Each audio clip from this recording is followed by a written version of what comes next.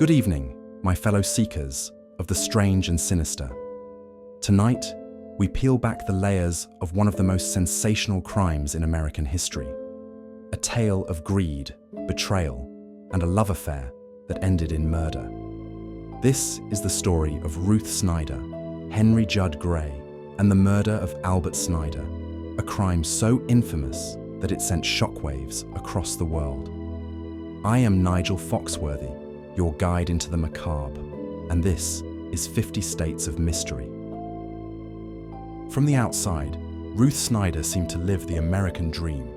She married Albert Snyder in 1915 and had a stable life in Queens with their young daughter Lorraine. Albert, an art editor for Motor Boating magazine, earned a respectable $115 a week, a small fortune at the time. He gave Ruth $85 to run the household and save, but Ruth had other plans. She loved luxury, indulging in fur coats and expensive outings. Her taste far outstripped Albert's modest means. While he pinched pennies, Ruth dreamed of a grander life. The couple's relationship grew increasingly strained, but Ruth's resentment had deeper roots. Albert's heart belonged to another. Not a living woman, but the memory of Jessie Guichard, his late fiancée. Her portrait adorned their home, and Albert named his boat after her. Ruth despised Jessie's ghostly presence, a constant reminder of her husband's indifference. In 1925, Ruth found an escape from her dreary marriage in Henry Judd Gray, a corset salesman from New Jersey. Judd was a married man with a child, but Ruth's fiery spirit intoxicated him. The pair began a torrid affair, meeting in secret at hotels and speakeasies. Ruth confided in Judd that she had tried to kill her husband several times, but failed. Once, she slipped rat poison into his food, but Albert merely complained of indigestion. These failed attempts only strengthened Ruth's resolve to eliminate her husband, for good. The murder plot, double indemnity. Ruth convinced Albert to take out a small $1,000 life insurance policy, but it wasn't enough for her ambitions. Without his knowledge, she secured a $48,000 policy with a double indemnity clause, ensuring $96,000 if Albert died violently. That's over $1.4 million today. When the premium came due, Ruth was forced to reveal her deception. Albert paid it, perhaps begrudgingly. But soon after, Ruth decided the time had come to put her plan into motion.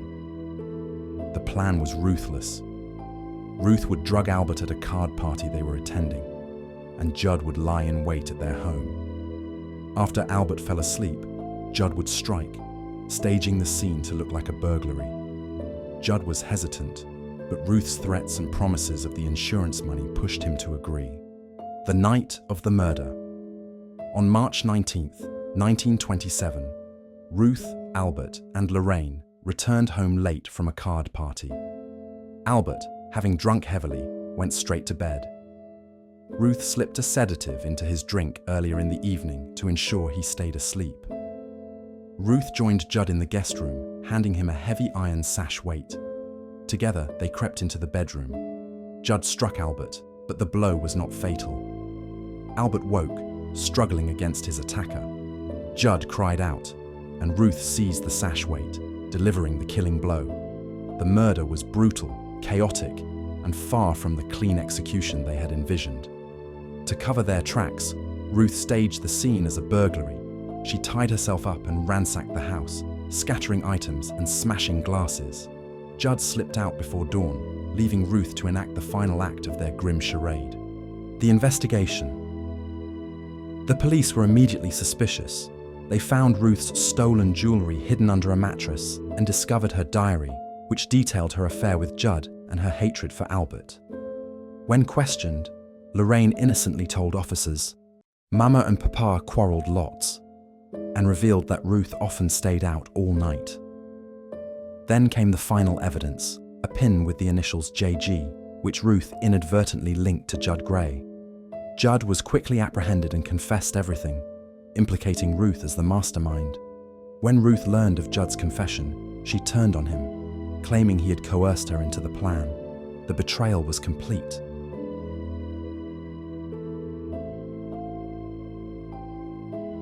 Every sordid detail of the affair was recounted for the newspapers. Snyder was particularly vilified by the press, who dubbed her the fiend wife, the faithless wife, the marble woman, and ruthless Ruth, the Viking ice matron of Queen's Village. The slightly more conservative New York Post deemed her a hard-faced woman, no doubt oversexed, and most certainly out for power and authority. The Mirror went so far as to hire Dr. Edgar Beale, a well-known phrenologist, to study photographs of Snyder and prepare an analysis. Beale, after examining Snyder's image feature by feature, determined that her face revealed the character of a shallow-brained pleasure seeker, accustomed to unlimited self-indulgence, which at last ends in an orgy of murderous passion and lust, seemingly without a parallel in the criminal history of modern times. Other celebrity reporters hopped on the pseudoscientific bandwagon. Natasha Rambova drew her conclusions after observing Snyder for 1 hour in the courtroom. There is lacking in her character that real thing, selflessness. She apparently doesn't possess it and never will. Her fault is that she has no heart. In a highly acclaimed article, playwright Willard Mack declared, "If Ruth Snyder is a woman, then by God you must find some other name for my mother, wife, or sister." By contrast, Judd Gray was portrayed as a model citizen, a regular fellow in the clutches of an evil temptress. All facts now adduced point to a love-mad man completely in the sway of the woman whose will was steel, wrote the Herald Tribune. She dominated him, police said, and forced her will upon him, even when he desired to back out on some of her proposals. In the courtroom, Gray's lawyer reiterated the domination theory. "That woman," he told the jury and the hordes of eager reporters, like a poisonous snake, drew Judd Gray into her glistening coils, and there was no escape. With Snyder cast as a source of evil, as Eve in league with Satan. Blocked by the judge from saying much on the stand, Snyder later wrote her story for the Mirror while awaiting execution on death row. It was an erratic jumble of painful remembering, rage, religious platitudes, and grief, notes Jones. In it, Snyder claimed that as her affair with Gray proceeded, he began to blackmail her, threatening to tell her husband if she broke it off. Fearing she might lose her daughter in a showdown, she did what he told her. She said the insurance policies and the murder were all his idea, and that she tried to talk him out of it. On the night of the murder, she had set out a bottle of bootleg whiskey as he demanded, but instead of taking it and leaving the house, he stayed and was hiding when she and Albert returned from their party.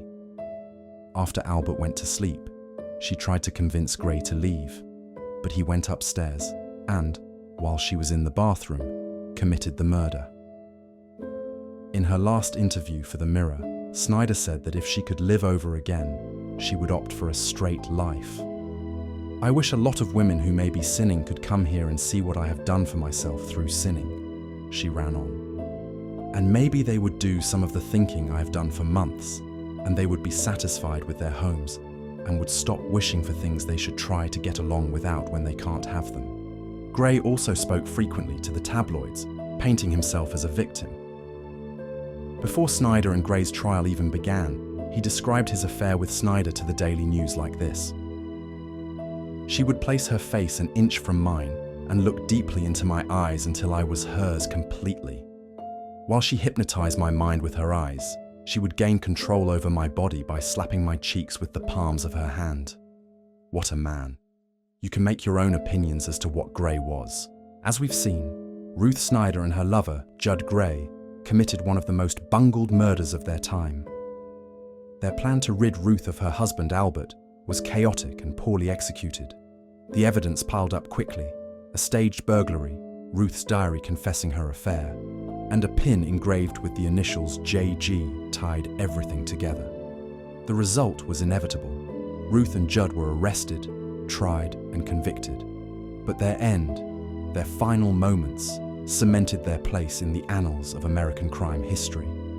The trial was a media sensation, dubbed the dumbbell murder for its clumsy execution. Both Ruth and Judd were convicted and sentenced to death.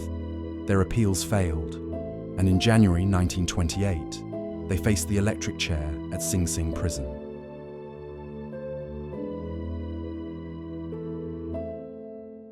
It was a bitterly cold January in 1928 when Ruth Snyder and Judd Gray were brought to Sing Sing prison to await their executions. Despite the media frenzy, their final days were eerily quiet. Ruth, always defiant, spent her time writing letters and praying with a priest. Judd, by contrast, seemed resigned to his fate, seeking solace in religious reflection. The nation watched with morbid fascination, waiting for the moment when justice would be served.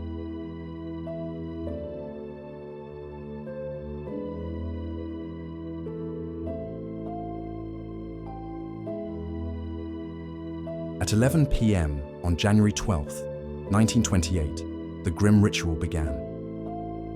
Ruth Snyder was led from her cell to the execution chamber.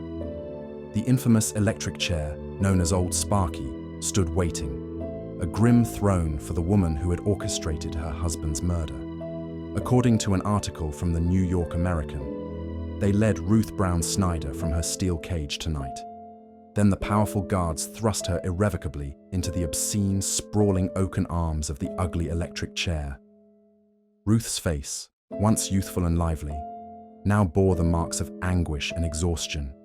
Her hair was cut away to make room for the electrode, and her hands trembled as she muttered a final prayer. "Father, forgive them, for they know not what they do." The leather straps secured her tightly to the chair, and the executioner, Robert Elliott, prepared the fatal current. As the switch was pulled, the electricity surged through Ruth's body. Witnesses described the scene in horrifying detail, but it wasn't over. The execution required 3 surges of current to ensure her death. Each time, her body jerked against the restraints until, finally, the room fell silent. Ruth Snyder was pronounced dead at 11:07 p.m.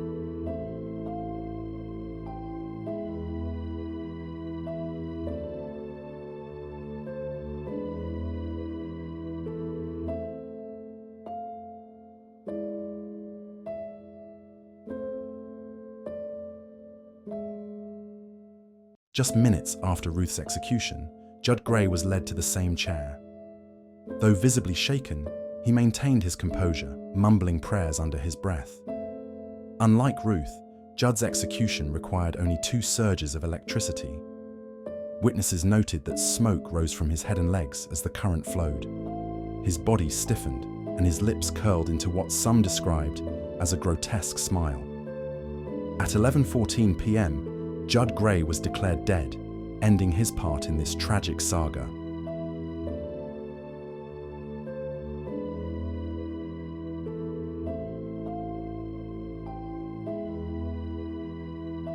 The deaths of Ruth Snyder and Judd Gray were the final chapter in a story that had gripped the nation. Their crime, a toxic blend of greed, betrayal, and violence, became a cautionary tale. But it is their executions and that infamous photograph that continues to haunt our collective memory. The image of Ruth's death serves as a stark reminder of the price of crime, and the questions it raises about justice remain unanswered to this day.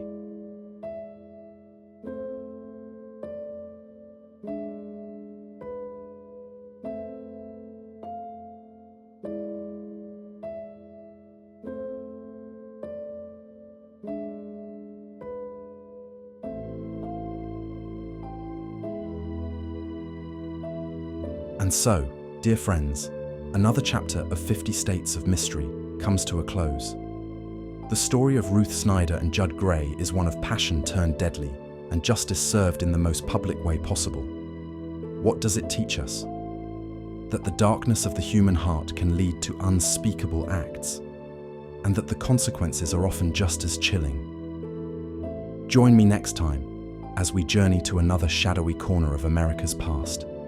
Like, subscribe, and share if you dare.